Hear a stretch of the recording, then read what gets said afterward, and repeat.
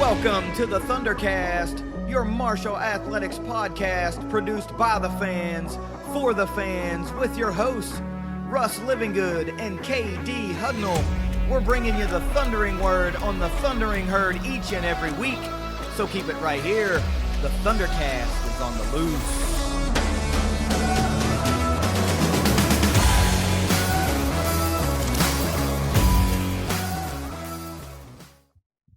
All right, welcome back to the second installment of the ThunderCast this week.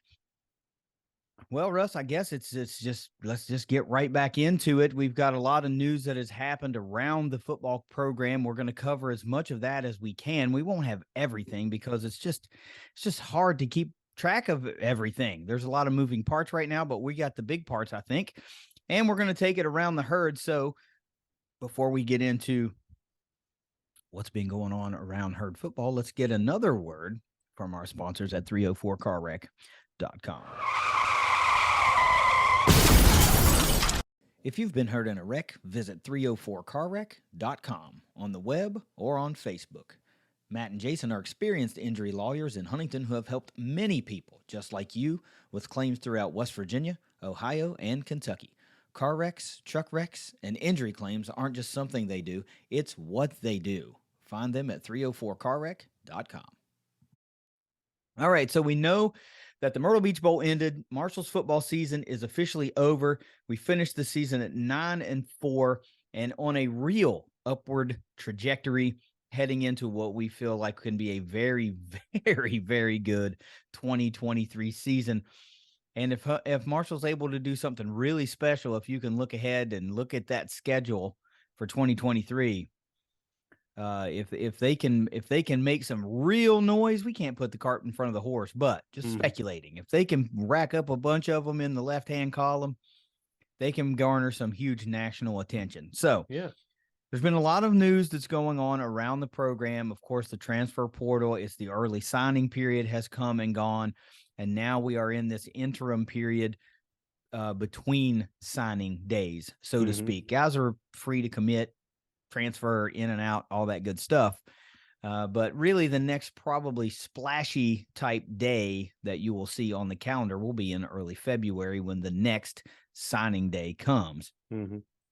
But there's been a lot of action. I said if Marshall was able to keep the transfers out at a minimum, they could really have a special season. And I think we've seen quite a bit of that. By my count now, and of course, like, this is not perfect, but we've seen 1, 2, 3, 4, 5, 6, 7, 8 guys say that they are transferring out, in addition to all of the guys that have said, I'm declaring for the draft. None of those are really surprising. They're all seniors and guys that have exhausted eligibility anyway, so there was nothing super surprising there. There are a fair amount of holes to fill. There's some positions that are going to need bolstered, some that can afford to just be reloaded that are already going to return deep. So let's start. I was going to do this at the end, but I think it's the single biggest piece of news so far out of all this. And that's the return of linebacker Eli Neal. Undoubtedly going to be a huge piece in 2023. And that's one, we talked about last year, guys walked to senior day and then returned. Stephen Gilmore did that. We speculated with some of the names that we saw walk in senior day this year. Does that mean they're done? Does that mean they're transferring? Does that mean they're going pro, or are they going to return? And so far, the guys that didn't exhaust eligibility, that have said they are returning, it's Eli Neal. Nobody said they're leaving that we hadn't expected yet, which is also a good thing. As days trickle on, I feel better and better about that. We had a separate conversation off the air talking about that and what we may or may not hear from certain folks and this and that and the other. But for now, the biggest news to me is Eli Neal. Thoughts on Eli Neal just coming out and saying, hey, run it back. We got something going here, and I want to be a part of it. I want to bring a championship back to Huntington for the first time in nearly a decade. Yeah, I think it's huge. Going into this year, and I want you to correct me on all these. You like to say that my memory's flawless, but I'm sitting here, I'm doubting myself. Yeah. Was he the returning leading tackler. No. Abraham Beauplan led Conference USA. And then Neal was behind him, yes. right? Yes, okay. Number 2 leading tackler on the team last year. All right. But led this year. Led this year, but I was thinking he'd led 2 in a row. And then am I thinking incorrectly that he entered the transfer portal last year, but then withdrew and returned to Marshall? Also incorrect. Okay. That was Charlie Gray, I believe. All right. So I'm 0 for 2. This is the only time that I'm ever going to get anything wrong on this show. All right. Having said all that and gotten the air cleared on where we're at, we're returning a top 2 tackler from the last 2 years. Yes. From that linebacker, from that position, that vaunted defense that we had, going to need as many with all the leaders that are leaving, as far as been here and exhausted their eligibility and going pro and things like that.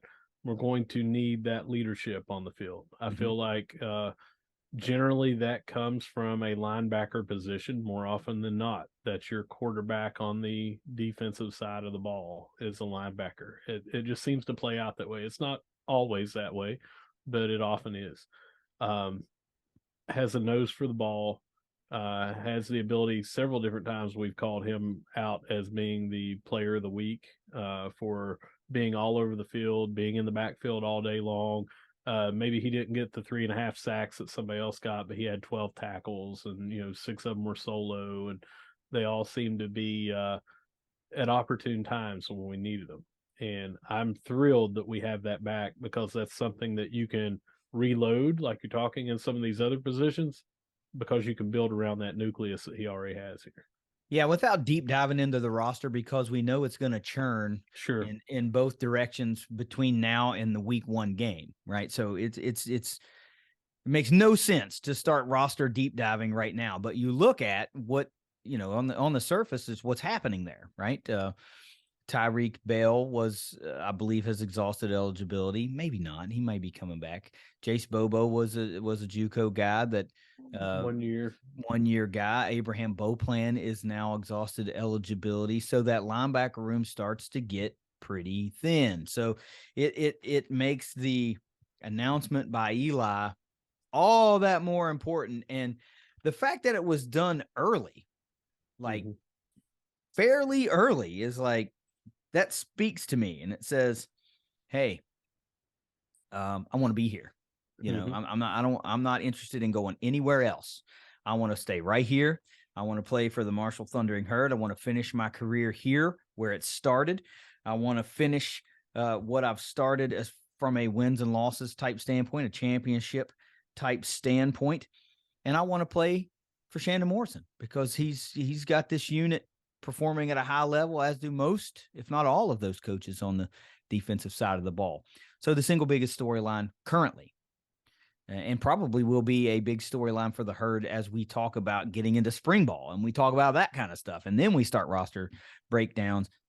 This is huge, and I'm really glad that Eli's coming back. He's been a fan favorite for since he's been on campus, really. I mean, I can't think of the first time he popped on the radar for me, but I do remember like a very, very, I can't remember the team we were playing, but I remember a very, very athletic, acrobatic interception that he made as like a young freshman or maybe sophomore. And I thought, man, look at this guy. Look at this guy here making, and all he's done is continue to get better and better and better and better. He makes plays. Makes plays. That's exactly right. And that's exactly what you want. It's exactly what we're going to need. So let's talk about some of these guys that have declared for the draft. They've made the official announcement. It's not surprising. I want to give each one of these guys a little bit of due. Give them their moment, and the comment, give them a little shine or whatever you want to do. Offensive lineman Cedrice Palin, 1-year guy, come over from Rutgers, turned into be one of the top offensive linemen in his position in the country, and was a real cornerstone for the Herd line, of course, officially declaring for the draft.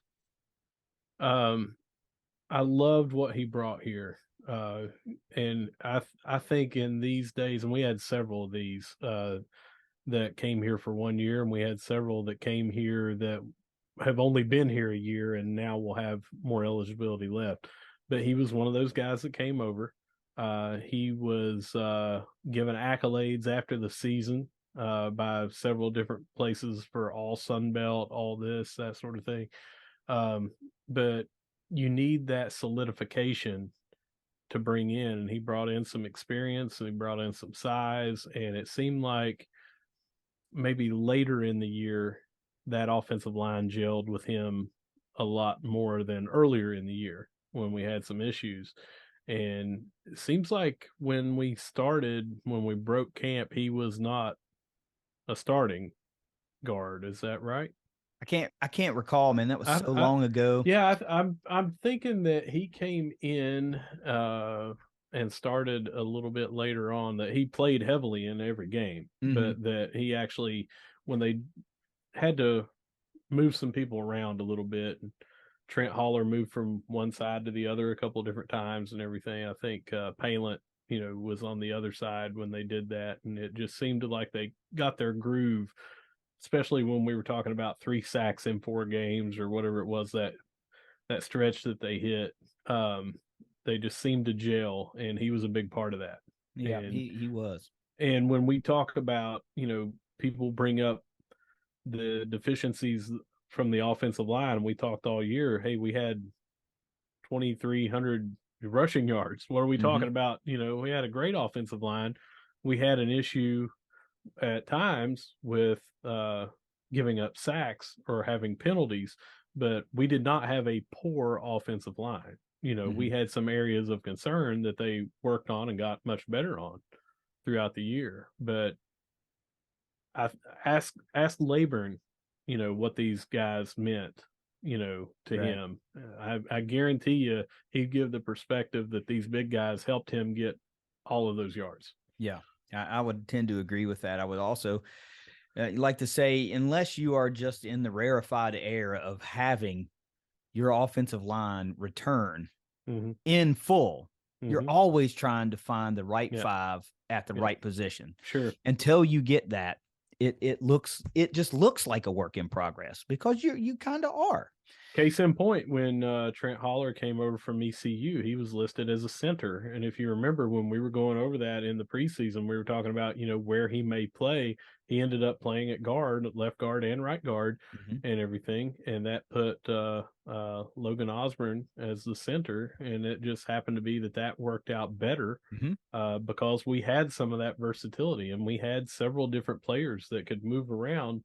And you're right. Where do you play them that the team makes the best makeup, Yeah, and it takes a little time to gel. it does. I mean, More we more were. than any other position group, offensive line for me, that's the one that it takes a lot longer to gel. It has to be the most cohesive for Mm-hmm. everything else to kind of work. And we've talked about that. Most fans, I would think, that are knowledgeable of the game see that and understand that.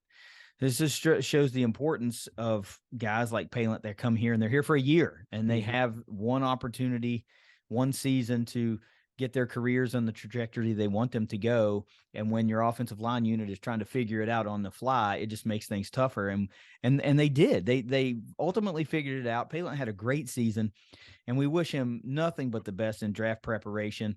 He's just one of a handful of guys that were 1 year guys that capitalized on that opportunity and put themselves in a position to either potentially be drafted or be a camp invite guy and have an opportunity.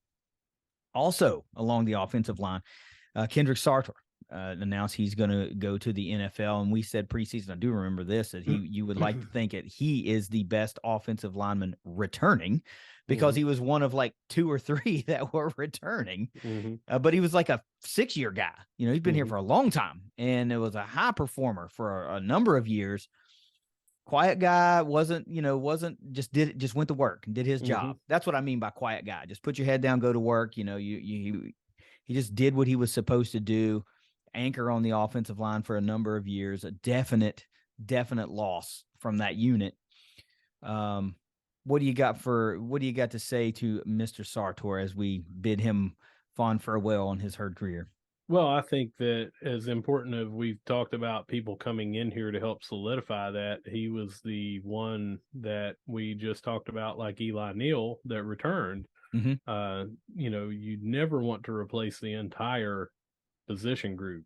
And, he was there. He added that consistency, if nothing else, maybe help set the tone for, hey, here's how it is here. Maybe help these guys transition to uh, being an offensive lineman at Marshall, the, already being that.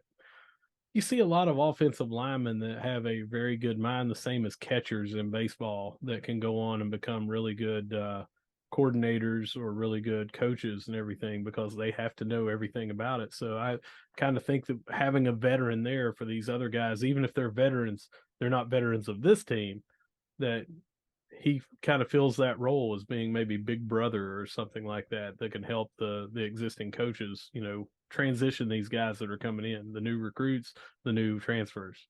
Yeah, the term I guess you could use is he's the elder statesman, right? He was the guy that had been in the strength program for a number of years across a couple of different strength coaches, across a couple of different head coaches and position coaches, and still just steadily performed, steadily got better, always did his job. He has a real opportunity to stick with the right team because he's just fundamentally sound and just does his job. Also declaring for the draft, defensive lineman Barber, who made the big pick 6 in the bowl game. We've famously been talking about this defensive line being, as Huff said, they wanted to be violent and disruptive, and they were most certainly that, and also at times really exciting, and really capping off the season with that big play, Damian Barber on the pick 6. Doesn't get much more exciting than the big man pick 6 touchdown in a bowl game. Great way to cap off the career there for Mr. Barber. What do you got for Damian?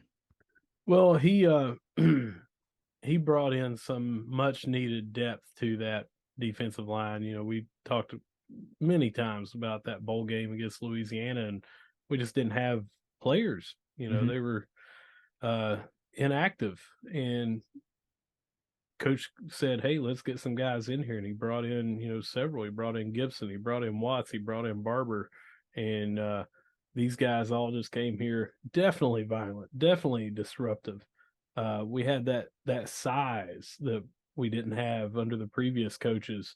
We talked about that before. They would take the defensive end, move them into the interior line, take an outside linebacker, move them up to the defensive end, take your outside linebackers and move them out, or your safeties and make them linebackers.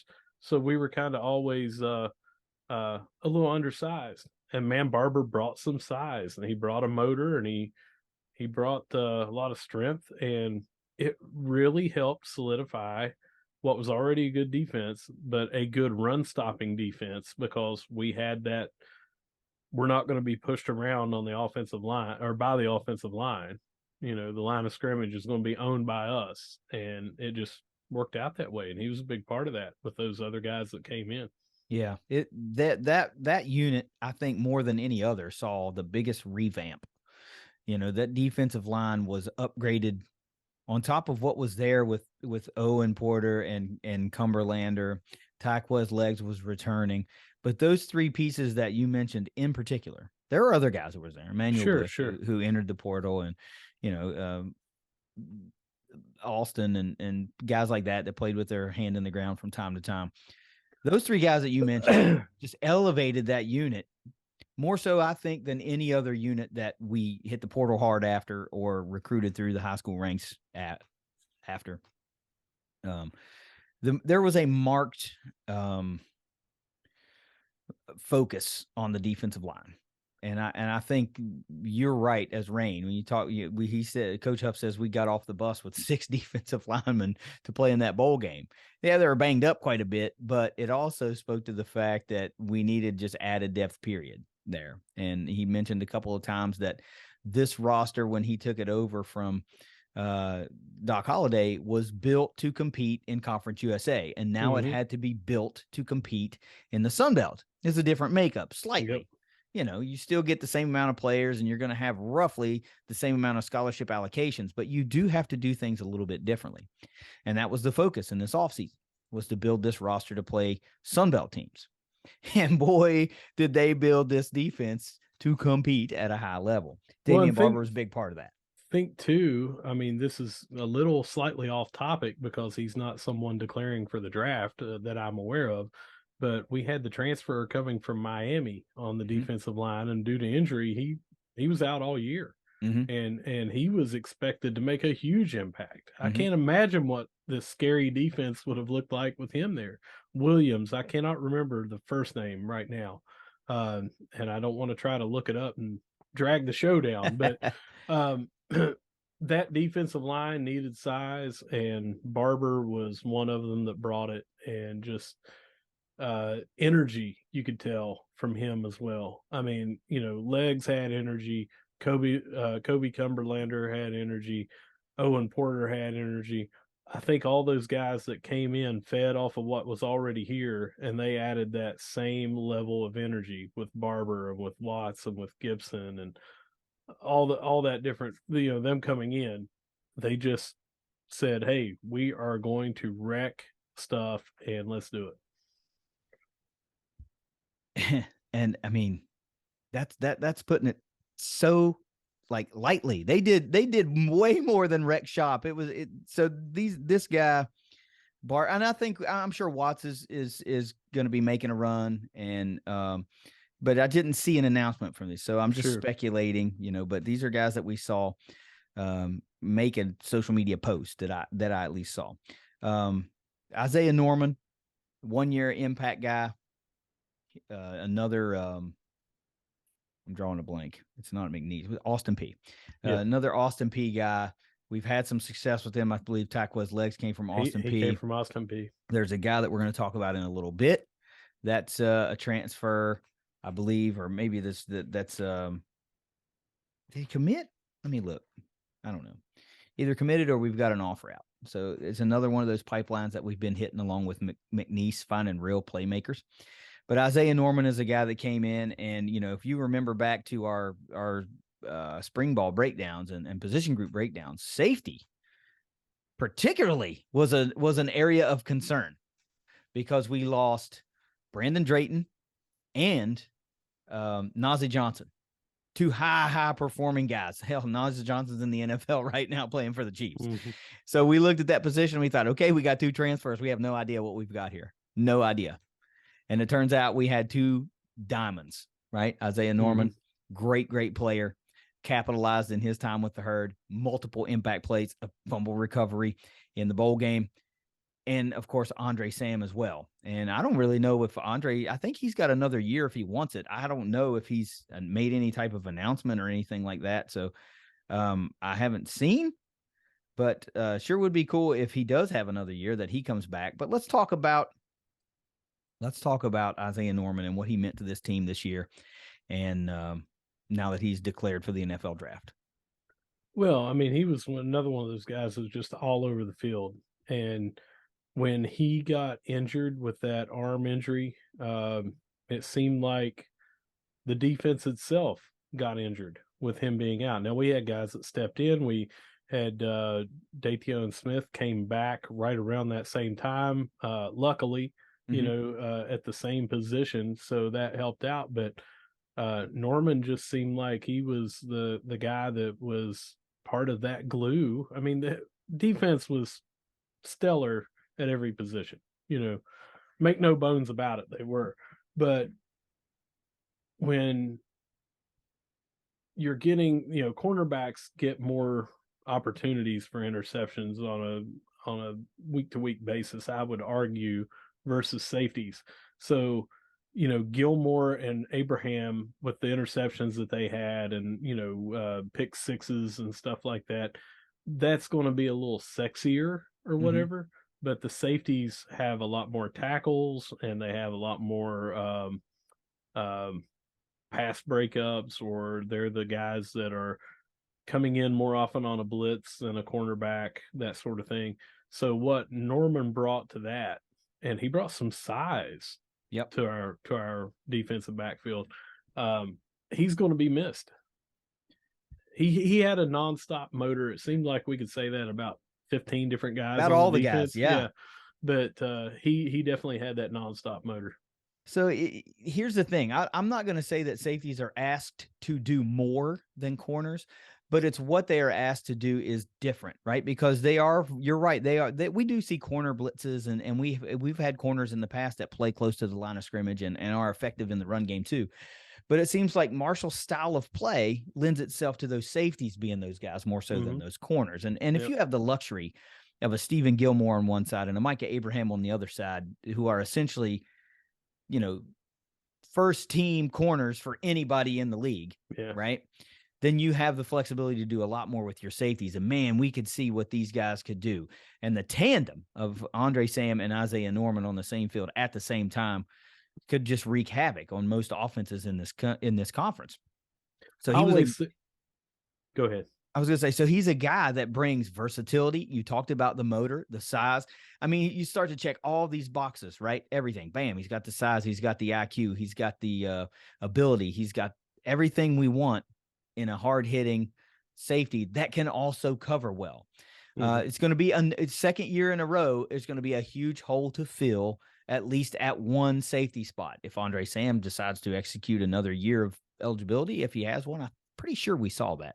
And he does decide to come back, great. That'd be a great weapon I'd love to keep on the defense. If not, we're looking to fill two huge holes at safety again. I always go back to the term that I heard a long time ago, decades ago, that safeties are center fielders. Yep. And that they're the guys that, are playing more, even if they're in man coverage, a deep ball and everything, they're tracking. You and I both played center field. You know exactly what I'm talking about. You have to be able to turn on your routes and that sort of thing and go to that. And I think that Sam and Norman both being around the ball as much as they did just showed how well they were at being able to do that.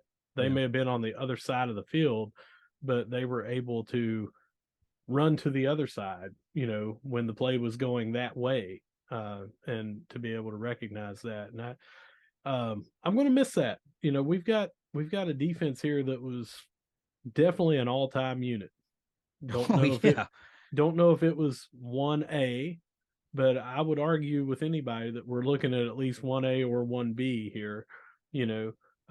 Definitely top 5 without a doubt. No one can argue that to me. Yeah. I mean, at least if you want to say FBS era teams, because that negates 95, 96. If you just want to go to the FBS era and talk about the last 25 years or so. To me, it's 99 and then 2022, and you have to have 2014 in there as well. Yeah. Those three are to me the top 3. Yeah. This 2022 team, this defense is going to get underscored by the fact that it wasn't a championship winning team.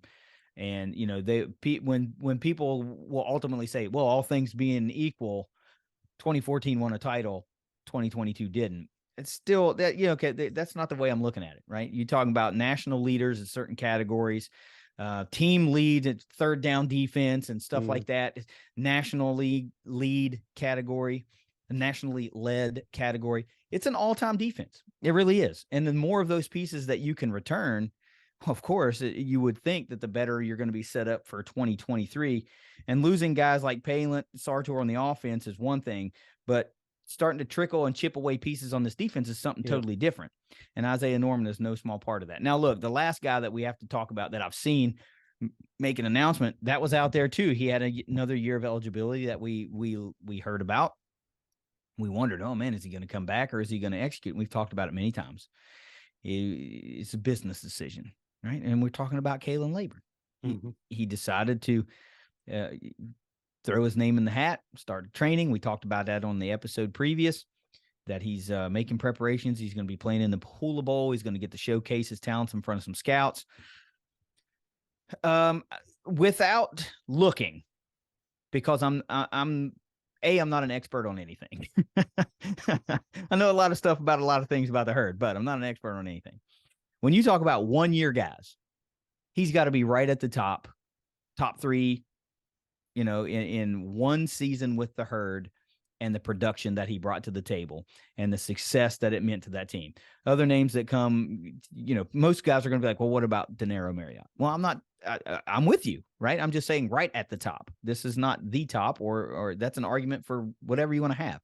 But you can't tell me he wasn't one of the best and arguably the best 1-year performer for the Herd. Top The 10 the only in. argument I can think of would be Eric Kresser, but he was throwing to Moss, and I'm sorry.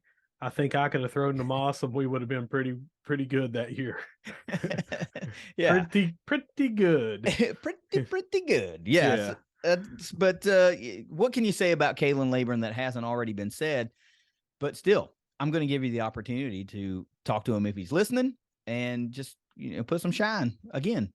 He picked this team up and carried it when it needed it. And when you talk about what could have been when he was coming in here to redeem himself, but he was going to be spelling Rasheen Ali, who everyone expected to be All-American level. And he had to come in here and right before the season, hey, you're going to be getting the bulk of the carries to the tune of 30 carries a game. Mm-hmm. The beating that he took. He showed that he was a man back there in the backfield. Yes, I can take those 30. And you would see him having to come off go over to the sideline just to catch a little break, and he'd be out for one play, maybe two plays. And it's like, all right, put me back in. And he had the explosiveness. He had the absolute low center of gravity that he would take. It seemed like every time that there was a hit, he was the one driving forward another yard or two. Instead of getting stopped at the line of scrimmage or getting a stop in the backfield, he would fight and get a yard, 2 yards. All that adds up. And he did every single thing that we asked of him and more. And I feel like that he was the MVP of the year for us. And as good as, I mean, you could pick somebody off the defense. You could say the defensive unit as a whole. But to me, Kalen Laburn was our MVP on the year, and he stepped up when it was needed. And I can't imagine when we were struggling on offense with the pass, he was all we had. Teams knew that was all we had, and they could not stop him. Let me give you some statistics. And these pop your eyes up a little bit. 13 games played, full complement of games. Didn't miss a game. Dinged up, played through injury. We know that. We saw him hobble off the field a couple times. 302 carries on the season.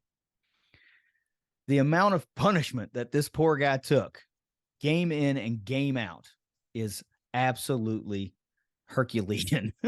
I mean, you're right that defenses knew at certain points in the season, this is all Marshall has right now, and they still couldn't stop it completely. 1,567 rush yards on the season. 16 touchdowns on the ground, a long of 83. We saw multiple long runs of over 70, I think it was, or 72, 78. I can't remember what the one was against Austin Peay. Signature run that we'll talk about forever, 42-yard run against Notre Dame, where he puts his hand on the ground twice, and if it only happens once, he goes into the end zone. Multiple hard third downs picked up. If we wanted to go back, whoever makes the highlight tape for his season this year, it's going to be unbelievable to watch, to relive some of those runs that we've forgotten about, and go back and watch runs that we will talk about for decades, because there are plays that we still talk about that are 20 years old, 25 years old. How many times can you talk about the screen pass to Moss against Army? You'll talk about that forever. Yeah. You'll talk about this run against Notre Dame forever. And the video exists in high definition. You'll see it clear as day 25 years from now. You just cannot say enough about what he meant. Especially when you talk about the quarterback shakeup that we had. Yep. Rasheen Ali going down going into the first game. Total unknown about what's this Kalen Laburn guy going to be. Right. We thought he could be a great compliment to Rasheen Ali. So all that leading in 3-4 days before kickoff, and you're like, I'm the guy now for who knows how long. And to have that thrust upon you, and then you get the hard yards against Notre Dame. You put up a career type day against Notre Dame, one that he will talk about forever. I mean, rightfully so. I put up a buck something against Notre Dame in South Bend, and we won that game. Undoubtedly the MVP of this offense, undoubtedly, and you could make the argument for MVP of the team. You can throw some of those defensive guys up there, Owen Porter and guys like that, equally as important on their side of the ball. I'm not sure in my short memory, my struggling memory from yesteryear, things get fuzzy and things run together. I'm not sure that I can remember a guy that was a hero 1 year guy that was this vital to the success of a team in Marshall history. I mean, if he doesn't have the year he has, Marshall's not a 9-win team. Period. Period. Okay. We don't even need to argue that. He carried this team a lot. And it's not to take away anything from anybody else, because if this defense doesn't play the way this defense plays, Marshall's not a 9-win team, right? That's fair to say too.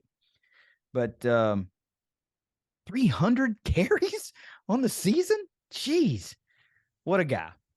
And did it all. Humble, worked, just went out and did his job. He should never have to buy a beer in Huntington, West Virginia for the rest of his life. Along with these guys. Neither should I, but that's yeah, but here we are. No, I just wanted to say it was 83 yards against Georgia State. Yep. 78 yards against Gardner Webb.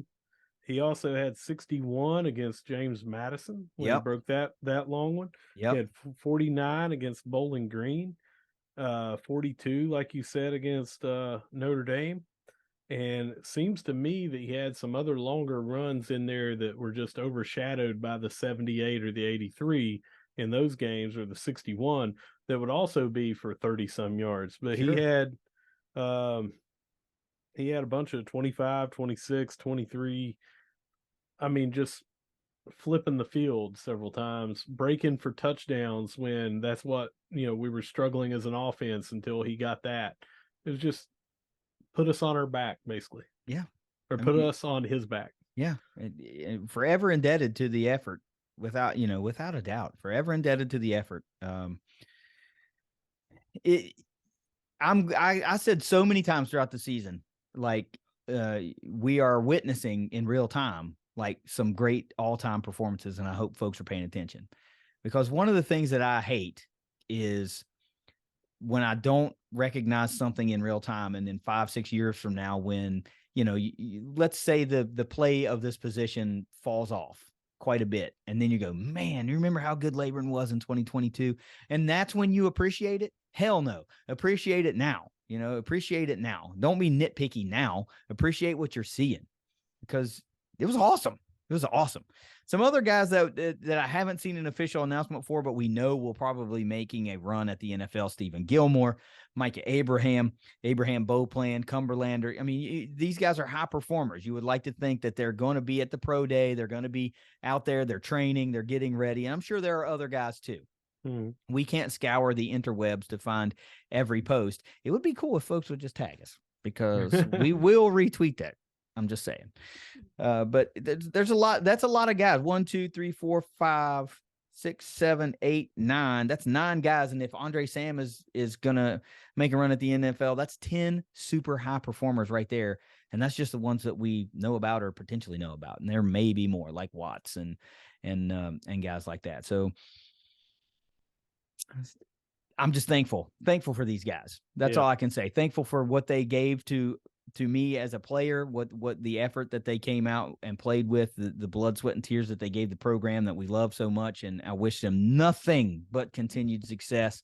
I hope every single one of them lands somewhere on a roster, even if it's not the NFL. I'll be a fan of the, freaking Edmonton, whatever they are, or Eskimos? Whatever. Maybe, I don't know. I'll be a fan of them. I'll be a fan of whatever XFL team you make, or whatever team in whatever league. We will continue to watch. And if they bring back the Huntington Hawks, we'll be there. That's right, man. Give me that, or the Heroes, or the Locos, or whatever else they were for a number of years. I just keep picturing that number 29 Hawks jersey. Yeah. Last thing I'll say on these guys, these particular guys, is if any of you are listening, we would love to talk to you. We know you're busy with draft preparation and everything like that, but if you would like to grant us a little bit of time, we would love to talk to you on the show and talk about your experiences with the herd, what you loved here, and what this season has meant. So I'm just throwing that out there. I don't know if any of these guys will be listening, but if they are, hit us up, man. We will make some time for you. Russ, we've got a handful of guys that have transferred out. We mentioned in the portal that we know of that are either showing up on a database somewhere or I've found across the timeline. There again may be more, but 1, 2, 3, 4, 5, 6, 7, 1, 2, 3, 4, 5, 6, 7, 8 guys that I have, leading with defensive lineman Emmanuel Balogun, who he entered the portal and then on early signing day committed to Charlotte. So we know where Emmanuel's going to be playing. Of course, quarterback Pete Zamora hit the portal early. Defensive lineman Emmanuel Bush, linebacker James Smyrie also committed on early signing day to UAB. Offensive lineman Jack Murphy committed and flipped to Appalachian State. So that'll be a nice storyline for the next couple of seasons with the old Mountain feud between the Herd and the Mountaineers. And I got a comment on that. Sure. I just want to dispel the rumor. He did not transfer out because of what happened between he and I. I was going to say that. He got really mad at you for calling him the wrong name. Yeah. Man, I blanked because, he didn't have a number on. He didn't have, and I was like, he was like, hey, I listen and I follow along and everything. And I guessed and it was wrong. And then I panicked. And he was like, no, I'm Jack Murphy. And then the names are, I'm like, transfer? And he's like, no. And it's like, man, I'm sorry. Transfer. Don't mind if I do. Thanks a lot, Russ. I appreciate that. I guarantee he put that on his exit interview. No, but we do wish these guys, there's 3 more I'm going to talk about. We wish them all the luck, but we'll be cheering for Jack, just not for 3 hours on a certain Saturday whenever they hit the schedule. That's it. Absolutely. Linebacker Dan Foster Jr. hit the portal as well. And of all the guys that have hit the portal, he has gotten what looks like the most interest because a flurry of teams have offered him, including some historic rivals of the Herd, Ohio University, Miami of Ohio, among others. Defensive lineman Sherman Hatton hit the portal, and former Cabell Midland Knights safety Jaden Johnson hit the portal. So we don't know where all these guys are going to end up. 3 of them have committed already. We wish them all the best of luck and thank each and every one of them for what they meant to the Herd, the hard work that they put in and helping the Herd get to where they were by the end of 2022. It is never sour grapes here on the ThunderCast. That's it's right. Nothing but the best for you guys. And we will continue to pay attention to where you are and root you on so long as you're not playing the Herd for 3 hours on a game day. And then after that, we'll root you right back on. That's right, because as we mentioned before on a different show, we cannot celebrate these guys that came in, that we just highlighted, that came in, like Laburn, like Palin, like Gibson, like Watts, all these different people. We can't celebrate them and then turn around and say, well, this guy over here, he means nothing to me now that he's left. Yeah. Son of Marshall always, but especially those that are leaving after getting a degree, they hold a little bit higher in my, because they've fulfilled their obligation. Yeah, that's right. But I still, if you have not fulfilled your 4-year obligation and gotten a degree from us, I'm still going to wish you well, because at one point you were here as a son of Marshall, and I feel like you'll always be a son of Marshall. We'd always like to have you back. If they do a 2022 reunion team or something like that, be more than glad be glad to have you come back. Yep. I expect them to build bonds with their new teammates and their new schools. It's a different era in this transfer portal era, but hey, I'm always going to be cheering you on. I'll actually be looking to see what you did. I think that'll be a nice little comparison thing, Yeah. There's so many extenuating circumstances that folks are just quick to say, oh, you don't want to play for the Herd. Well, be gone then. But you don't know if a guy just wants to be closer to home. Maybe he's buried in the depth chart and he sees a better opportunity over here and he wants to play. I mean, you don't come this far just to come this far, right? You want to play, you want to contribute, you want to play and contribute closer to home, or whatever the circumstance is. It doesn't matter. They thought enough to commit here. They put work in here. They did what they needed to do to make this team better and get ready for game day every week. And in some instances, they were asked to contribute in games. What more do you want? What more do you want? I wish them nothing but the best. I know Russ wishes them nothing but the best. Excuse me, nothing but the best. But that leads us to a flurry of transfer portal offers. It would be impossible to list everybody. Yeah. I just started writing them down and it got overwhelming. Well, before we get into those, we do have one that's transferred in that's committed already. So can we talk about him? Well, that's I've got with the early signing class, the transfers in and the high school guys. That'll be fine. So all I wanted to do was talk about these portal offers in the capacity of the position groups that they look like they're hitting hard. And it looks like offensive line, defensive line, and linebacker are the positions that they're hitting hard. Offensive line, the hardest, like fourfold more than anywhere else. And I can understand that. You're losing a lot of guys, but you also were spotty at points in the season. And that's just one of the most, if not the most important position on the field, unit on the field outside of maybe quarterback. Well, and depth is so important. Depth is, I mean, look at it. You're losing Palin to the draft. You're losing Sartre to the draft. You're losing Jack to the transfer portal. Who else? Who else did I say? Is that it right off the bat? So that's 3 right off the bat. And there may be others that we just don't know about. If those guys were all on the 2 deep, which we know 2 of them at least were, that's 3 out of 10, that's 30% are gone. You at least need to replace those 3, for depth. Even if they're not, the guys you bring in aren't going to be on your 2 deep, you at least need to replace them. And depth to be able to rotate out. Maybe you have different third and long group than you do your regular group. Maybe you throw in a different, when you're able to sub in and out for run versus pass blocking, that sort of thing. You might have specialists on there. You just need to have that depth. You need to have somebody that can come in off the bench and maybe take over 2 different positions. Maybe they can play center and guard. Maybe they're guard and tackle. Maybe they are not a guy that only plays left tackle, but they can play both sides. You got to have depth and versatility on your offensive line. And because we had some issues there, it is a no-brainer that they are going to be looking to bring in some big-bodied guys that are not coming in.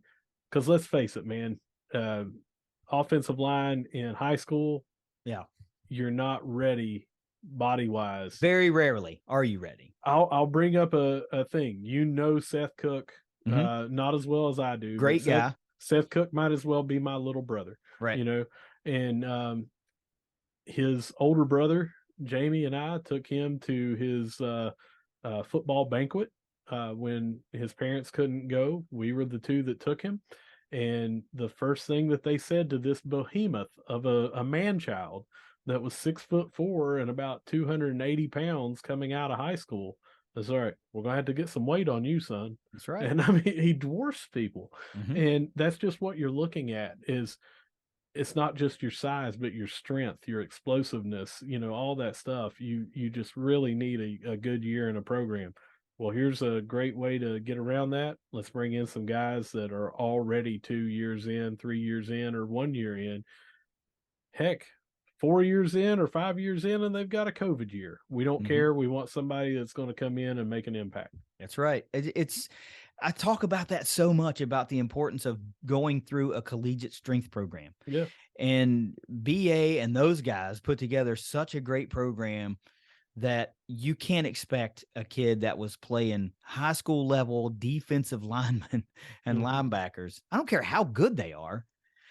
They're not going up against the Eli Neals, Taquez Legs in practice. They're going up against guys that are never going to play college ball most of the time. They're going to stop at high school, and there's nothing wrong with that, but you're just not usually ready to play. Sometimes you are. Sometimes you can come in as a freshman and just dominate, and you do well. But if you want to have the opportunity for Rasheen Ali to go for another 1,000-yard, 1,400-yard season, you better do something to rebolster up that offensive line to play at a high level, right? That's right. So there's nothing wrong with that. And, to a certain degree, it probably puts some guys on notice, like, hey, there's going to be competition here. Mm-hmm. So the guys that are in-house say, all right, I need to go to work too. So, and there's nothing wrong with that. There's no calling out anybody. Good competition, gets the best out of everybody. And the high tide rises all boats, right? And that's what you want. You want your best 5 out there. That's what you want. And in this portal era, where you can get instant impact guys that are ready to play because they've been playing at the collegiate level. They've been through the strength programs. They've adjusted to college life. They've got it down. A lot of these extenuating factors are taken out of the equation. So hitting the portal hard is a good strategy, because you can instantly fill holes. You still have to build through traditional high school recruiting. That's never going to go away. But for your instant positions of need, portal's the way to go.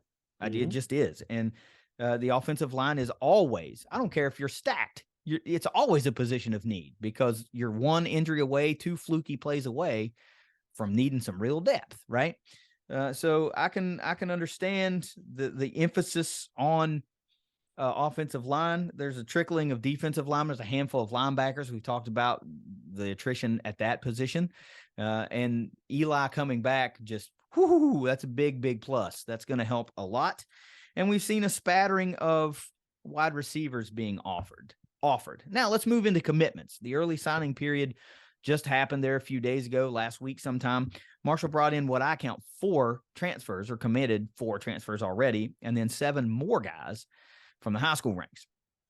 So I'm going to let you start because you wanted to talk about somebody. Who'd you want to talk about? Well, it's that McNeese State pipeline. Guidry came from there, Lance Guidry, and we just talked about Isaiah Norman earlier. No, he was Austin Sam. P. Oh yeah, Andre Sam was from McNeese State, and before him, Corey McCoy. All right, so we've got a little pipeline going there. Yep. What have we heard from a lot of people, even the coaching staff and pressers and everything, talk about that is needed is explosiveness on the wide receiver. I remember that Charles Montgomery screenplay that went for 70 some yards. Yeah. He seems to have that explosiveness when he can get out in the open field and everything. So we went out and got a guy that's a little undersized based on what we've been talking about. Huff and has brought in 6'1", 6'2", 6'3", that sort of thing. 5'7", undersized. What does he bring to the table? Someone told me when I sent the highlight video to them, mutual friend of ours, they said they have not seen someone hitting the hole already at full speed going that fast since Rockhead.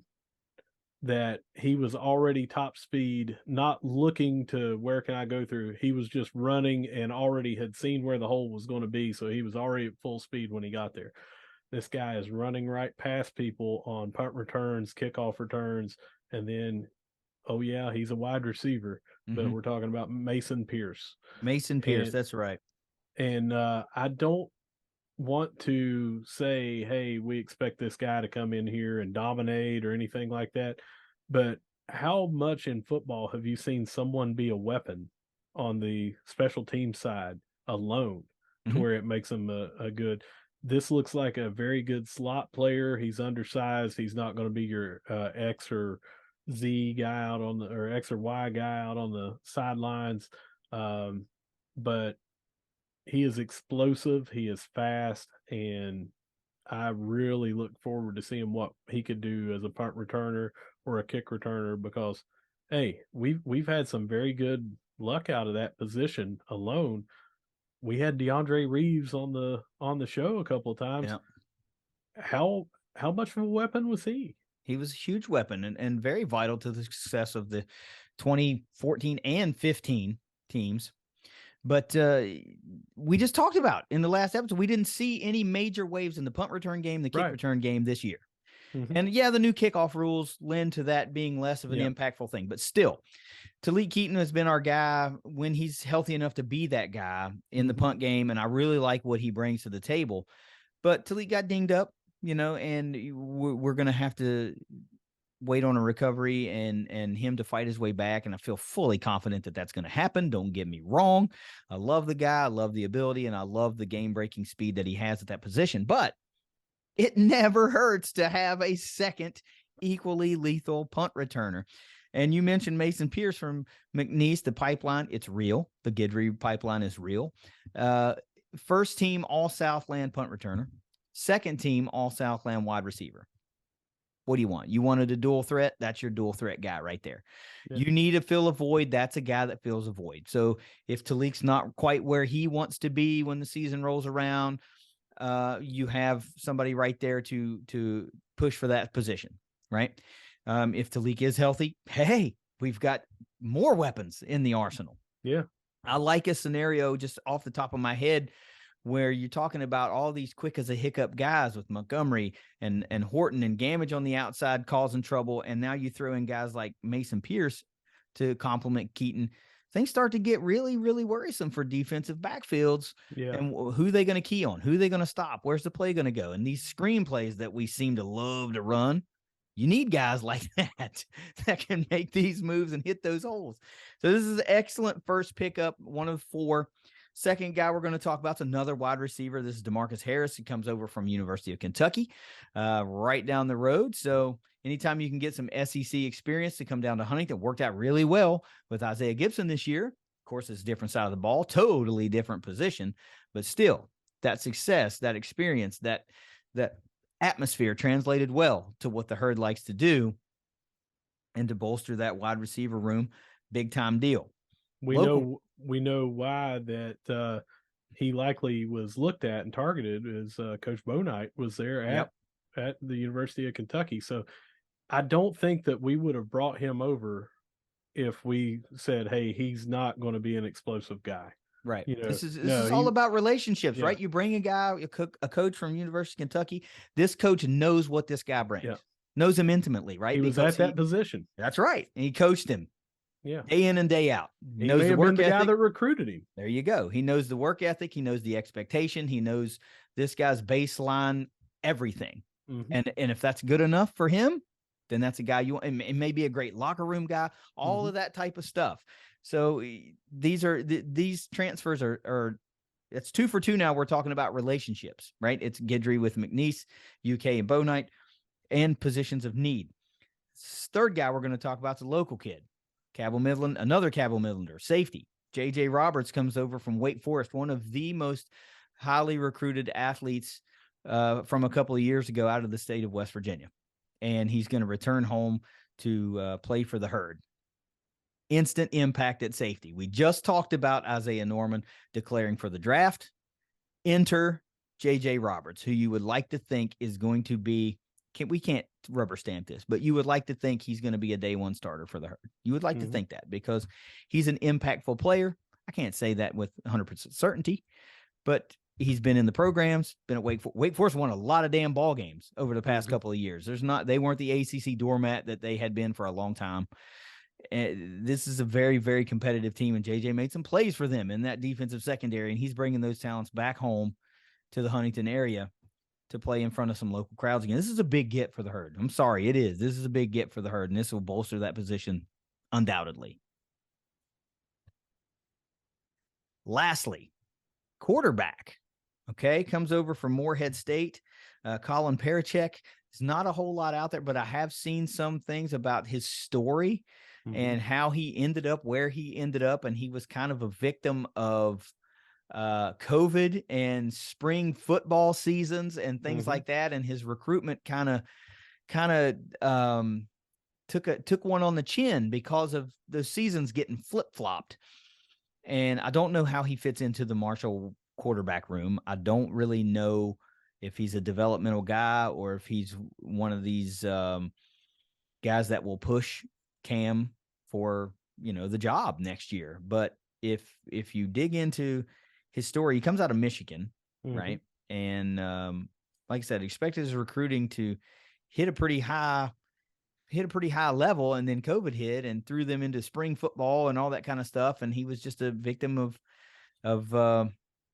that sort of thing. Goes the prep school route in hopes of getting some tape out there and kicking up that recruitment motor again. And it just kind of didn't pan out. So he goes to Morehead, gets a year in a college program, and is now, hits the portal again and comes right down the road to Huntington. And we'll see what that is, what that turns into, but it's an intriguing story nonetheless. Intriguing, I guess, is the best way to put it.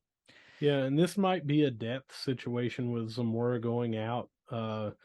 I've also heard it being discussed if he's actually going to be on scholarship or if he's going to be a Yeah. preferred walk-on. I don't have that information, and neither do you, so we're just speculating right Total now. speculation. Yeah. But we have a need at quarterback. I have a need at backup quarterback. Mm-hmm. So Zamora leaving, you've still got Fancher coming back. You've got Cade Cunningham hopefully coming back. And I say hopefully just because I haven't heard anything. But Mm-hmm. he was a walk-on. I don't know if he's going to be getting a scholarship now or not. Chase Harrison and Cole Pennington. Mm-hmm. And other than that, that's it. You know, I don't think anybody is thinking, oh, well, we're bringing in Parachek. He's our new starter. I don't think that's any kind of chatter whatsoever. So right now you're looking at depth, possible walk on. He may earn a scholarship. He may get one out of the gate, and he may take over and just show everybody he's the guy. Whoever beats out whomever in spring ball will certainly be, I think, head and shoulders over everybody else. Because if you beat out Cam, the returning starter right now, who has a lot of wheels and is 6-1 as a starter, that just shows that you're above him. If Cam wins out, I think that we have plenty of people behind him that were highly touted, that he showed enough growth between the seasons that he's the guy. So I think we're in a good position, and I don't think that we'll be going in like we were this year, where we said, hey, we've got two quarterbacks and we're going to be splitting time. I just don't see it. I think we'll have one clear guy. Well, let's go even further back. We're going into the season of your grad transfer. Columbia can't take part in spring ball because he's still enrolled somewhere else. And now you're like, we've got one quarterback that took snaps last year, and we really don't know what the hell we've got going on. That's right. Those questions were scary back then, back in the spring ball. And of course, you have to keep in mind that the transfer window never really closes. So you may see some attrition. This is not by no means done. We don't know, but I'm just saying anybody can throw their name in the hat basically at any time.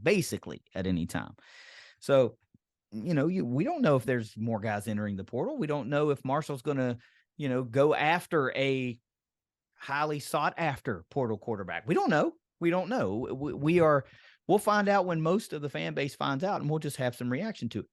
Excuse me. I got 7 guys here we're going to talk about that's come out of the high school ranks. We'll talk about them, and we'll dive into more of this later in the spring. But for now, it's 3 defensive backs: CJ Davis out of Fort Wayne, Indiana, Amir Foster, defensive back out of Miami, Florida, Caleb Clark Glover out of Springdale, Ohio, big tight end, Tracy Stevens out of Columbia, South Carolina, 6'5", 260. Holy moly. Defensive lineman Benny Tashida. This is one that I am quietly really excited about, because I think he's been high on Marshall for a while. We've had him kind of in the green truck for a long time, but I think he went under recruited, or Marshall just really sold him early, because I think he's going to turn into be a big weapon out of Louisville, Kentucky. Offensive lineman, another Cabell Midland Knights local kid, Sean Rouse from Milton, 6'4", 260. And then, of course, we got to close it out with linebacker Jaden Yates, 6'1", 200-pounder from Columbus, Ohio. And of course, we would be remiss if we didn't check the box and say son of Marshall Hall of Famer Max Yates, but pretty good linebacker. And of course, if you're a Hall of Famer, you're a really good linebacker. That's from our era, the Mac era. Max was a great linebacker, really, really fun to watch, and a really high performer. But as with all these second generation type players, it bugs me when the very next line is Jaden Yates, son of Max Yates. Like, I get that they're probably proud of that. I would be proud of that too. But just, we had an opportunity to run into Cole Pennington earlier in the football season, and we talked to him for a minute or so, and I made the comment that, like, there are plenty of people in the fan base that see you as Cole Pennington, not just Chad Pennington's son. And I feel the same way about Jaden. You're Jaden Yates, right? You want to be the first Jaden Yates. If you're the next Max Yates, that's pretty damn good too. But you want to be the first Jaden Yates. And that's how I like to treat these guys. They're their own guy. They've got a killer bloodline and a lot of history with Marshall in the family, but they're their own player, man. It's their time to shine. And I'm excited as hell that he signed his name on the dotted line, is going to come play for the Herd. That is really cool to me. He's just a good player in his own right. Thoughts on these 7 out of high school? It is extremely hard for me, especially in today's era, to gauge anything more than other teams that were in on their recruitment. That's a good point. Yeah. That's just me. Now, Yeah. there may be other people. I don't watch a lot of film. A lot of it is, the level of competition. It's hard to gauge, how fast they truly are. Timing and things like that are highly suspect when they say, well, he runs a 4.440. How was it timed? Who timed it? That sort of thing. So I think that's a good gauge, but it's also extremely hard for me now to where unless they have some sort of tie here, and we've already seen one person with tie here, Tony Martin, flip and go somewhere else. Yep. It's really hard for me in this day of the transfer portal to say, well, this guy's going to be here for 5 years. He's going to redshirt and have 4 years. So I have already changed in my mind to focus on the transfer portal more than early signing day, because we're not in Alabama or in Ohio State where you can say he's clearly the top 3 at his position in the country. Mm-hmm. So I think more than anything, we have a staff that can take these diamonds in the rough, or these under recruited players, or these people with nonstop motors and heart, and make them into a very good football player. We can do that definitely here from the local level. Look at Owen Porter, Mm-hmm. And I think that that's more what we're going to have to do, is just take these guys in here and say, hey, our recruiters saw enough in them that they think that they can fit into what they're wanting to do here. So I'm going to give them a thumbs up. But I can't look at their tape and tell you, hey, I'm really excited about this guy.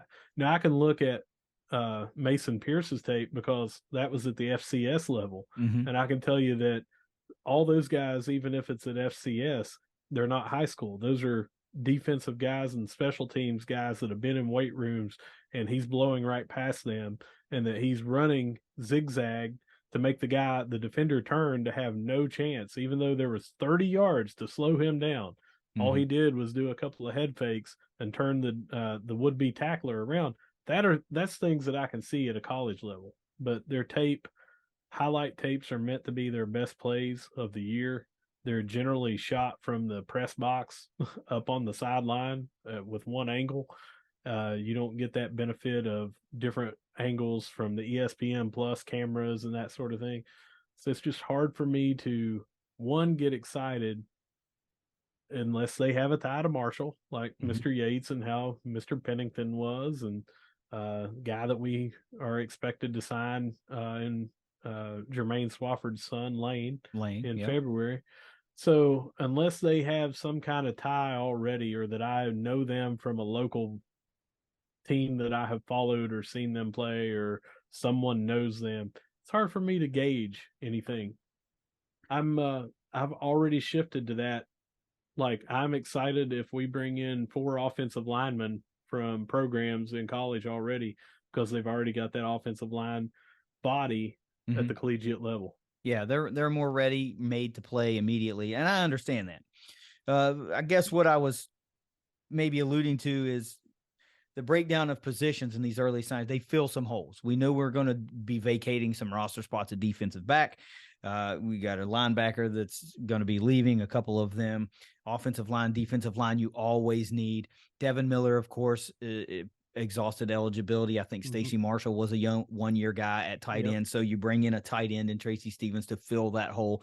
Maybe a developmental guy, maybe not. Maybe a player from the get-go. The one thing I will say, just in a slight rebuttal, is I don't want to give the impression that everybody that we recruit is needs a lot of work, right? Because some guys just want to Right. come here, right? Yeah. Some guys just want to be here and they're ready Hmm. to play, and they're slightly above the average or above the above average, Right. and they can't, like, look at Jacoby Henderson, for example. Came in Right. spring ball and went toe to toe with our ones, and Yep. he was ready to play, and 100%. he played some this season. And you probably think, hey, if Gilmore and Abraham aren't having the stellar years that they're having, maybe he gets a few more reps. But you can't Hmm. take those guys off the field just to get Right. somebody on the field, right? Jacoby was ready to play, and so not everybody that comes here needs just a vast amount of work. I don't want to give that impression. We still recruit some dogs, We do. and our win-loss record shows that. Our mentality on game day shows that.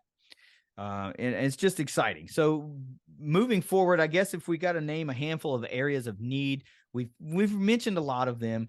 I think continually we'll see some movement in offensive line, defensive line. That kind of goes without saying.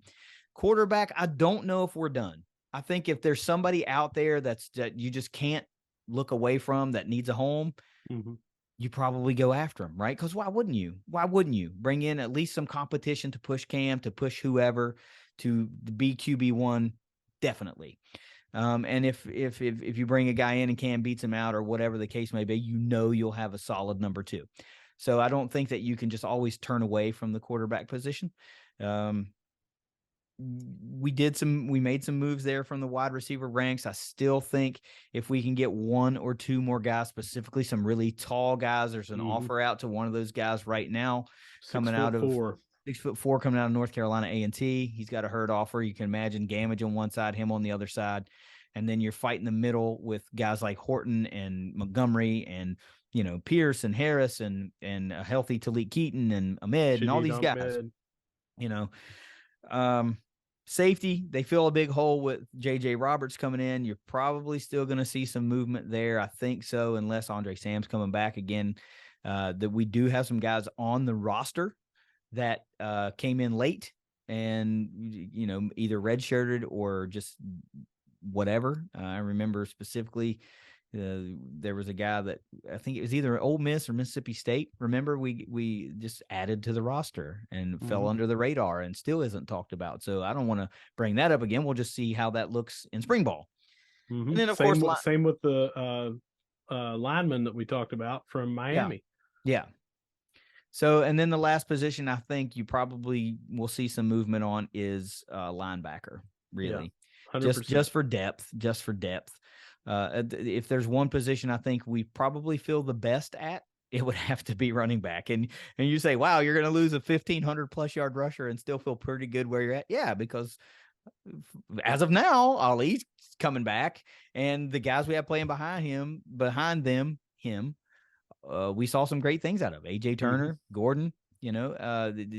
I like the depth there. Payne, Hmm. there's a lot there. Yeah. There's no reason to get worried. So I really like recruiting. I know there's a lot of movement that's going to happen between now and week 1 of the season, but particularly between now and when we start talking about spring ball. It's exciting times nonetheless. If you got anything else you want to say about this recruiting and all the news that's going on, let's have it. If not, let's go around the herd. No, the only final thought I have is it just seems clear to me that we needed to have scholarships open for transfers in.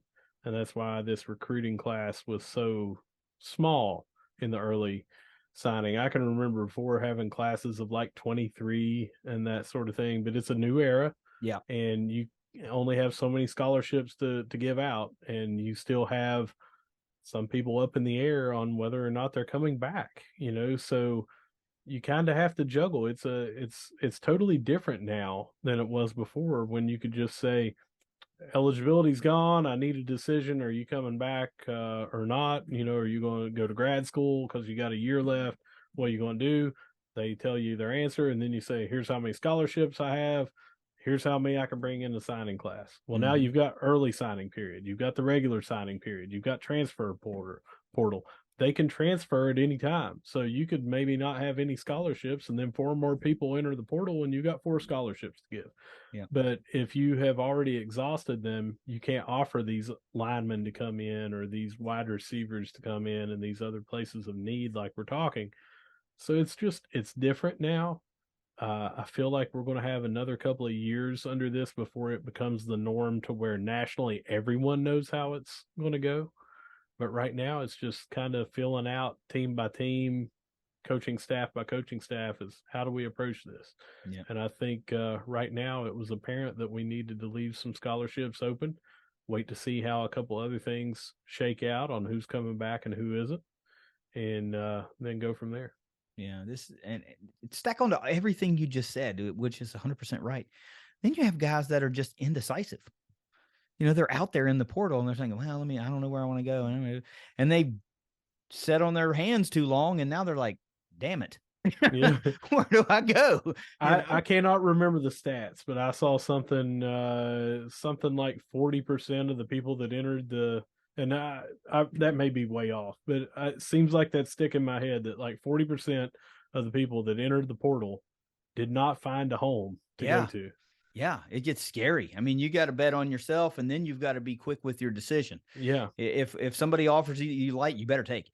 Yeah. You've been like, well, Marshall offered me. Let me see if Alabama's going to offer. You're Yeah. like, no, I like the herd. I like what they're all about. I like the Like, place, and then I'm in. yeah. I'm in. All right. We'll keep everybody abreast as more. We'll do a recruiting update and all that kind of stuff. Like probably every few weeks. Yeah. It's not going to be an every week thing. We'll let some news stack up and then we'll talk about it. But still, let's take it around the herd. We've had a little bit going on, especially in basketball, but a little swimming and diving and that kind of stuff. But let's cover this stuff and then close this one out. All right, we're going to start out with swimming and diving. And way back on December the 16th, they had a meet at FIU. And the story coming out of there is they had some really good individual performances, but they lost the overall meet. Points was 191 to 108. But let's talk about some of the good things that happened from there, shall we? Okay. All right. So we mentioned earlier Grace Kelsheimer, and she had her personal best in the 3-meter performance. When anytime you're talking about personal best and athlete of the week, obviously you did what you were supposed to do.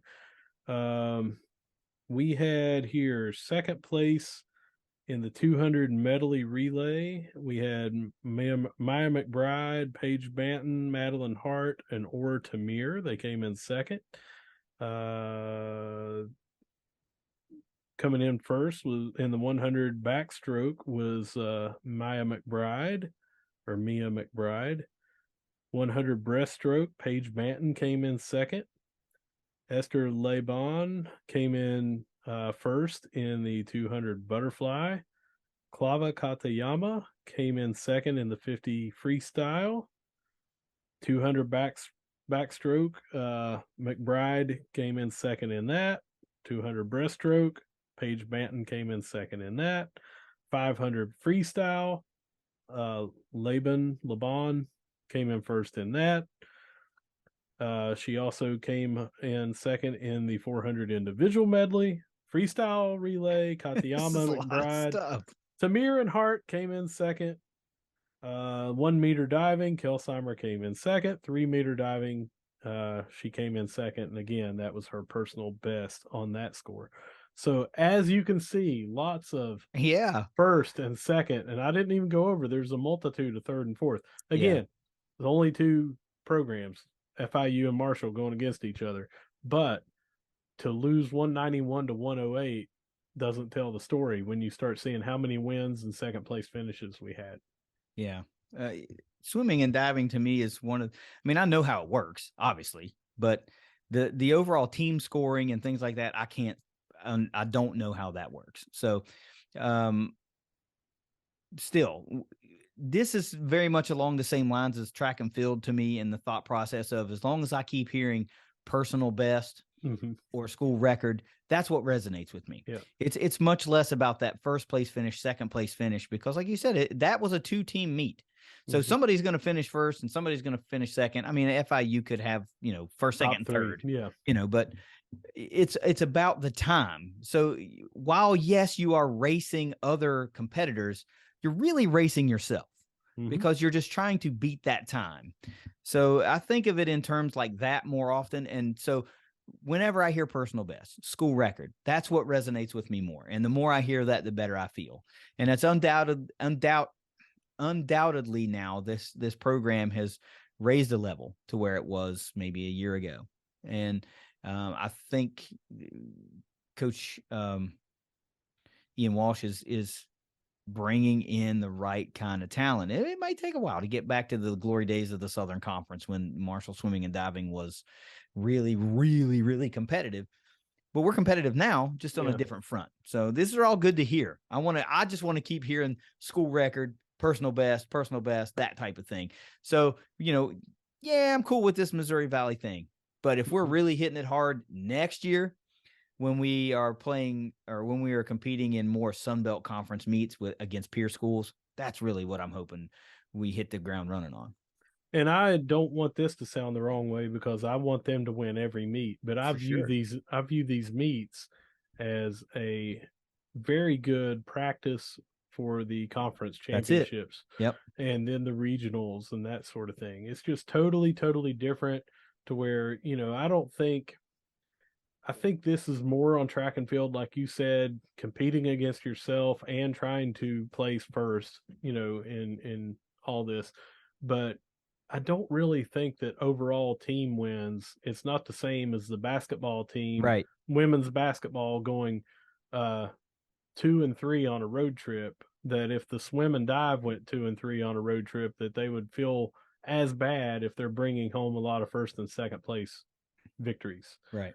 Because yes, as a team, the overall meet is scored that way and it is a victory and all that, but it's more about these performances and how each of you are getting ready for those more important conference championships and the regionals and the finals and that sort of thing. Yep, I am 100% with that. I'm not trying to downplay the regular season, but I view it very much like that. You're trying to get ready to ultimately perform at the conference championships or NCAA regionals or whatever the high dollar tournament. So that's why I am more on the personal best and the times and this and that and the other rather than the individual finishes.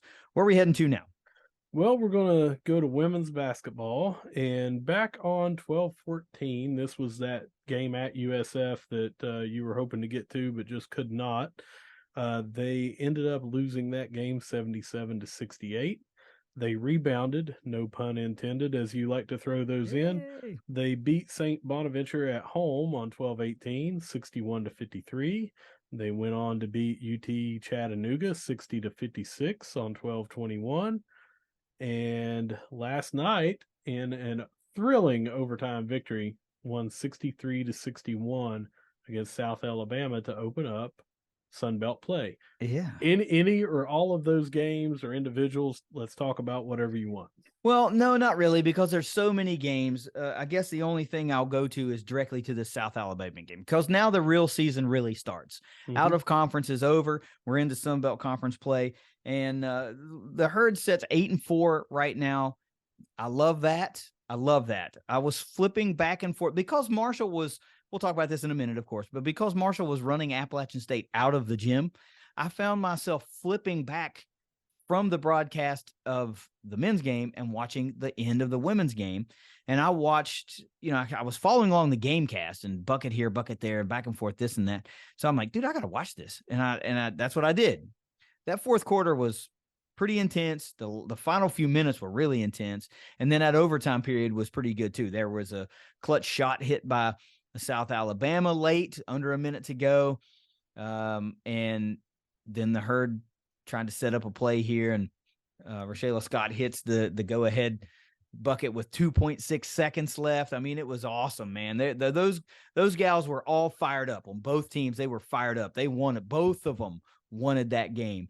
And for Tony Kemper and his crew to go on the road in your first ever Sun Belt game and put together a comeback effort and then go to overtime and then weather the storm, lose the lead late and under a minute to go, and then set up a play and hit a clutch shot. It speaks volumes to me. I love what this team is doing. So all I'm going to talk about is point performances, and it's Rochelle Scott and Abby Beeman again in this one. Huge for the Herd. 20 for Abby, 19 for Rochelle. what's it? Kendall Miller is the one. She hits a 3-pointer to basically send that game. Into I think OT. was that it? Was that at halftime? I can't remember. But anyway, That was at halftime. she hit a buzzer beating. Yeah. That's right. She hit Yeah, a it's buzzer beating halftime. 3 at halftime. That was slick as all get out, man. So these girls are giving it hell, and they're going to be returning home here pretty soon. When is that? It's Thursday? no, I don't think they're home on Thursday. Maybe it's a week from Thursday. Oh Yeah. wait, you're talking about next week. Mm-hmm. Because today's Friday. Yeah, I think that's right. Yeah, Thursday, January 5th. They'll Yeah. be hosting James Madison, and James Madison is rolling 11-2 on the season. This will be a big game for the herd. We'll have tickets, of course. Tip will be at 6:00, and we would really like for as many people to get to the cam to support this team, because just watching the end of that South Alabama game, they're hiring high energy group, and we'd like to see you guys turning out to support them in a big one at home. Beating James Madison would be pretty big for this herd team. But last thing I'll say is, I really wanted to go to the game at USF. I had plans on making it happen, and then I think I didn't get home from work until like 5 a.m. that morning, and it was an 11 a.m. tip, and I was like, this ain't gonna happen. And I ended up sleeping right through it. So bummer, but we'll get them next time. Let's go over a little bit of stats since the out of conference, and now they have one game. I'm assuming this one game has been updated because they've got them at 12 games in here, so the stats should be current. Rashala Scott leads the team with 17.7 points per game. Abby Beeman, 13.7. And Mahogany Matthews also in double figures with 10.3. Yeah. Rebounds. Beeman has 7.1 a game. 5.4 for Scott, and Matthews has 4.3, and then 4.8 is Kaya Civils.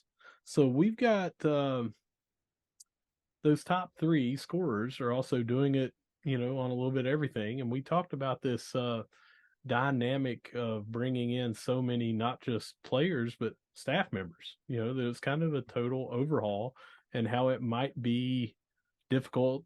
We talked about it a little bit on the men, difficult to gel early on. It seems like they're doing a great job of it.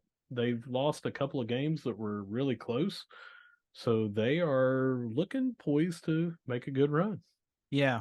And I think the most important component to this game, or to this team, is the addition of Abby Beeman, because she's second on the team in scoring, first on the team in rebounds per game, first in the team in assists per game, first on the team in steals per game.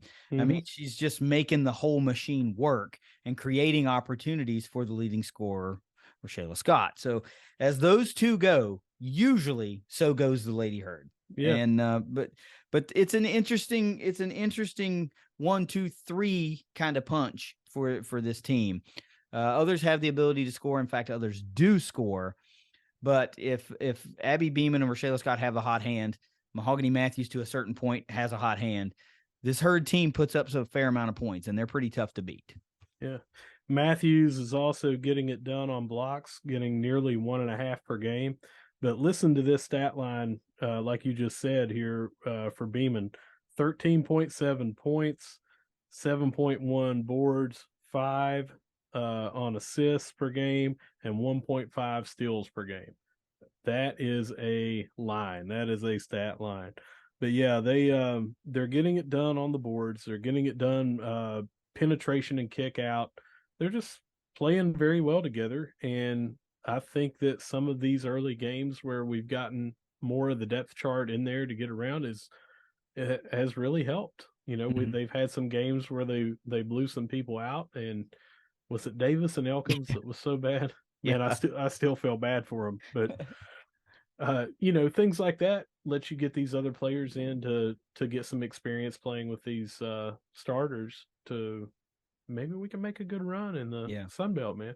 Yeah, they're poised to at least be competitive. I don't recall where they were preseason finished, predicted the finish in the Sun Belt, but they've got the ability. Like I said, this game against James Madison will be a real measuring stick game. Because if they're competitive in this one, lose a close one, or win this one at home, this will go a long way. 11-2 for James Madison on the year. This is a big game. So if you can prove you can go toe to toe with JMU or beat JMU, then you're ready to play. You're ready for the Sun Belt Conference.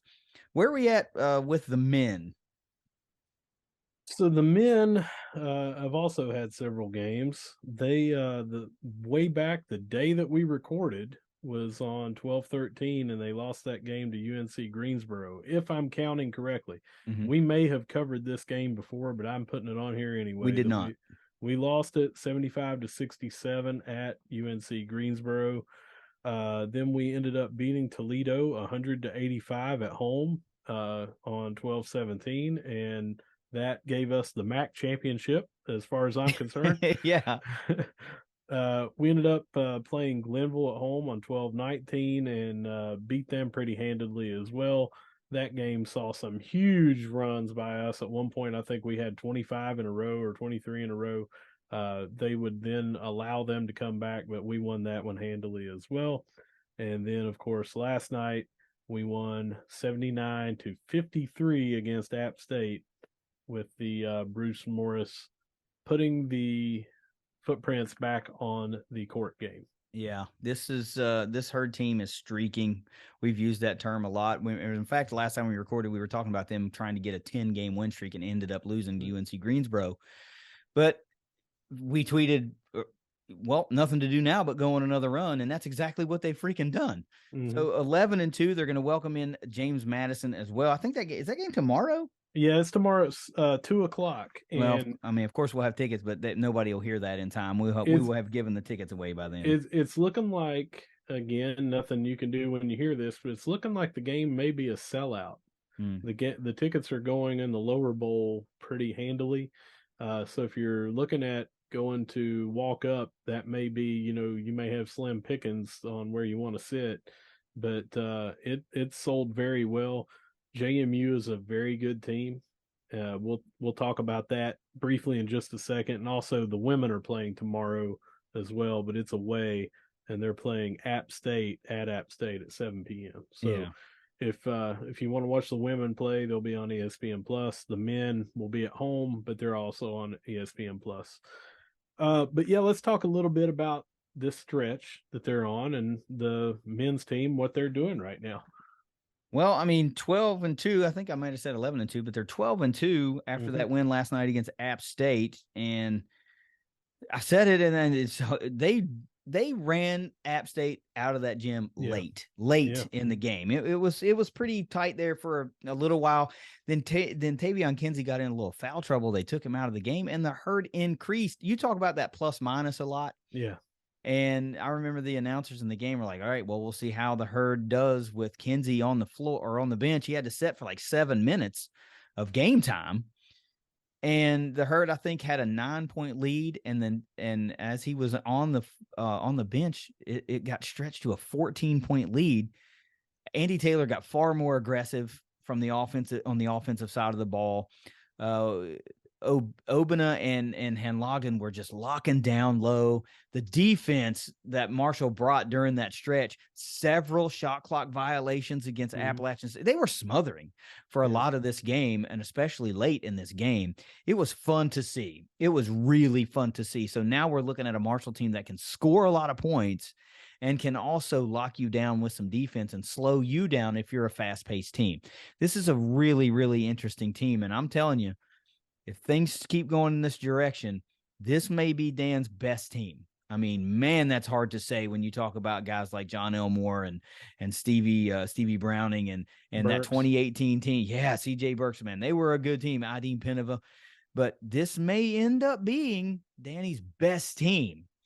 They're really fun to watch right now. Really, really fun to watch. With 4 of their 7, they routinely only play 7 people. They have been, because of foul trouble. And man, timeout briefly. What a horribly called game by the refs yesterday. I am glad that I ended up not being able to go to the game. We had planned on taking all three kids, and time got away. You and I were trying to see if we were going to be able to record Hmm. before the game, and then maybe after the game, things didn't work out. I didn't go to the game. I feel like I might have been escorted out of the stadium, but the same was said about Christian Spears and Danny because they were both giving the refs the what for. Yeah. And but anyway, Handlockton, when he has been getting in foul trouble early, we had just been bringing in Toussaint. We have now been bringing in Goran. Goran came in, played 12 minutes last night, and had 7 boards. He had a couple of blocks. He did bobble one easy, was going to be a dunk, and then Yeah. missed another wide open dunk. I'm going to chalk that up to nerves because we know, I mean, he's got good touch around the rim and everything like that. Handlockton obviously leapfrogged over him Hmm. for playing time, but Goran, when he's coming in, man, he's giving it his all. Yeah. And so, anyway, out of the 7 routine people that are playing the majority of the minutes, 4 of them are brand new. Kerfman via transfer, and the other guys freshmen, with Fricks only playing garbage time for about 4 to 5 minutes last year because of that knee injury that he had. And these guys, we're talking about 7'1" with touch around the basket and great passing ability and diving on the court and being a specialist. I mean, he gets more jump balls than anybody I've seen, tying people up and go into possession. In Handlockton, he's getting some national publicity, on him being the leading rebounder and shot blocker amongst freshmen. He's Hmm. 7'1" last night. He came off of a pick and slip, not a pick and roll, but he did the pick slip. They threw it to him, and as the ball's coming to him, he kind of looked to see, and he watched it, didn't take his eyes, watched it in there, and then just threw up an alley oop to Anachili Killen. And that's something out of a freshman that's 7'1" Hmm. that you're probably not used to. He's got great touch.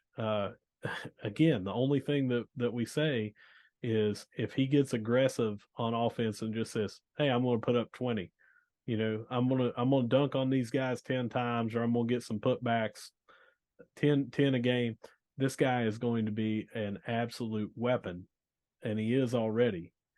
And he's playing 20 minutes a game or whatever because of some fouls, and also he's a freshman, and they don't want to burn him out. Yeah. Another So, thing that I'll bring up too is Jacob Connor. Not every time when he comes in does he take over a game on offense. He doesn't shoot a lot. Some games he does, but if you look at his plus minus when he comes on the court, we seem to go on big runs. And a lot of it is because he's 6'9" and plays guard in a lot of this. He is comfortable bringing the ball up court, but he's comfortable as a shooting guard or a small forward wing type guy. But on defense, he's not down low because we've got Obina, who's more of a power forward, and Handlockton's a true 5. So he's up on the wing playing guys sometimes that are 6'2", and he's getting his arms in those passing lanes, getting a lot of steals. We get a lot of fast breaks. We tend to go on runs when he's in the game, whether he's scoring a lot or not. And it's yeah. just great to see these weapons that we have. Yeah. So many of them are starting to find their way in this. Some already have, but Mm-hmm. more of them are starting to fit into what we're doing. So we're seeing more and more complementary basketball, and more guys are just hitting more and more shots. And it's really, I mean, I'm just saying it's fun to watch is it just doesn't do it justice. This is a really, really entertaining team to the point that there should be no tickets to games, right? I mean, 12-2, what more do you want? I Yeah. mean, this team is really, really good. Let's talk about real quick a couple of data points from last night's game, and then we'll do the season thing. We just did season leaders real quick. Okay. 4 of 5 starters hit double digits last night, and Handlockton was the lone one that didn't, and he had 9. 9. Jacob Connor also had 10, so you have 5 scores in double digits and a 6th with 9. Kerfman and Taylor led the way with 15 apiece. Kinsey had 14, but he spent 7 minutes or so of game time on the bench. And then Obina chips in with 11 and 7 boards. These guys went on a run late. They took over the game late, and they just ran away from App State and proved that they were the far superior team in a ugly called officiated game. Let's just call it what it is. But anyway, You want to look at it, it sets up a really big showdown tomorrow at 2:00 with James Madison, who is 10-4 on the season, Herd 12-2. This is going to be one of those games. This is one of those measuring stick games, much like with the ladies, is if you can beat James Madison. Granted, you have the home field advantage, home court advantage, and it better be packed. It better be packed because this is a coin flip game, according to ESPN. They're giving a lot of respect to James Madison. So we'll see how that one plays out. Let's talk about real quick before we close it out. I'll do the season leaders at this point. Okay. Tavion Kinsey leading the way, 20.6 points per game. Han Logden leading in rebounds with over 10, almost 11 per game. Assists is Kinsey again, 5.5 per game.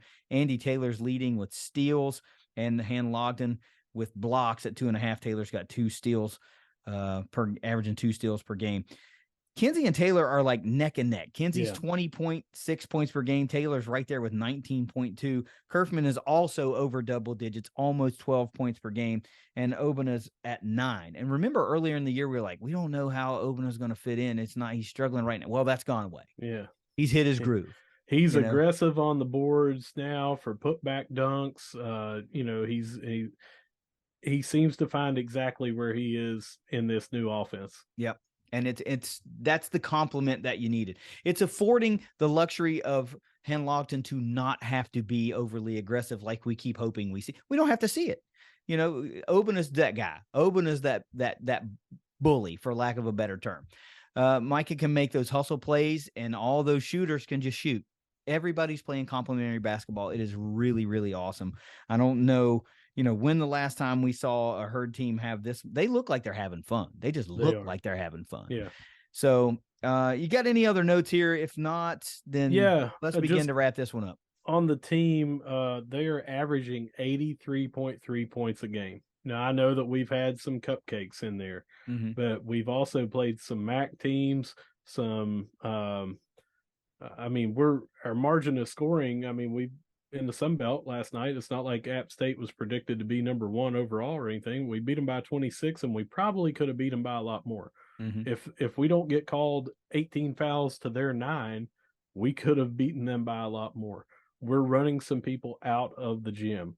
Of note right now, field goal percentage 47.1%, 33.2 on 3%. We had talked about Mr. Kerfman of being a career right at 40%er, and sometimes I think it may be a little bit tough because he's new to the program for some fans, just on some of the chatter that I've seen of, man, he's got to stop jacking up those threes, because maybe he starts 0 for 4, but if you hit your next 2, and you're 2 for 6, and then you hit 3 of your next 4 and you're 5 for 10, you're like, wow, he just had 50%, well over what you're expecting him to do. Yeah. So if you miss 6 threes and then you hit 4 in a row and you're hitting 12 points and doing what you're supposed to be doing, he also showed last night he's got a really good mid-range game. Yep, sure does. He just has not that's not his role.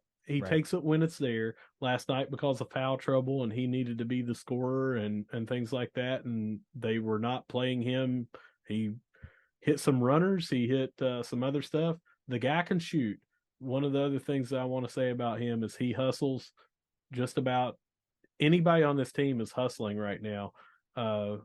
Always have, but he is nonstop, always running. He doesn't seem to be the best defender. He doesn't seem to be the fastest, but he's trying, and he creates a lot of turnovers because of that effort that he puts in. He's not as fast as, say, Kinsey. He doesn't have the long arms of Kinsey, but he's doing everything on D that you would expect him to do for someone that we've had people here before that are 3-point specialists, and they're an absolute liability on defense. They're a spot up shooter. That's not his game, man. He's got more to it. Right now, that's just, he's deadly from 3, and that's what we're doing. So I could go on and on. I love basketball, as you know. I've watched every game, but our length of wingspan, of height, of all that stuff, we are just a mismatched nightmare for just about anybody. And when we bring in a 6'9" guard in Connor, and a 6'10" swingman in Fricks, and theoretically you could let Kinsey run the point because he's done that before. You're looking at 6'5" in Kinsey, 6'9" guard in Connor, 6'10" Fricks on the other wing, 6'8" power forward in Anachili Killen, and hand logged it at 7'1". Mm-hmm. That's it. That's NBA height. Mm-hmm. And we're running an NBA offense. Yep. And it's working. It's working. They're good. Yeah. It's just really cool, man. It's really cool. The herd could, if they keep it up, if everybody stays healthy, or even if they have to weather a little bit of a storm with an injury or a ding up, they've got some depth to weather that. Yeah. You're looking at a tournament team. You really are. They're not, I don't think they're as good now as what they're going to be in late February. Agree. So what we see now is only going to hopefully be better. Just get along for the ride. Get your butts out there to the games, man. Tickets are available. They're making deals on tickets to get you out there. And of course, we give them away to every home game. James Madison, just to close this out, is a good team. Looks like their best player did not play last night and is questionable for this game coming up. It's an illness, maybe a stomach bug. So he's a game time decision. We'll probably know tomorrow morning if he's going to play or not. It may not be until tip that we know if he's going to play.